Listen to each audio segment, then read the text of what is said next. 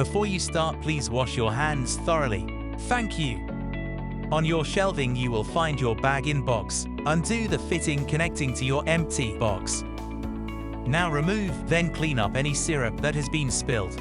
Use your thumb to push down on the section of box marked A.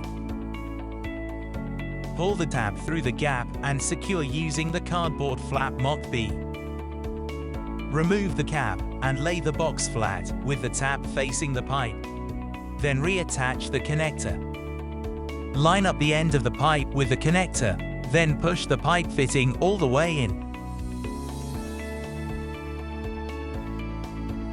Check that the arrow is pointing towards the box that you just changed. Well done!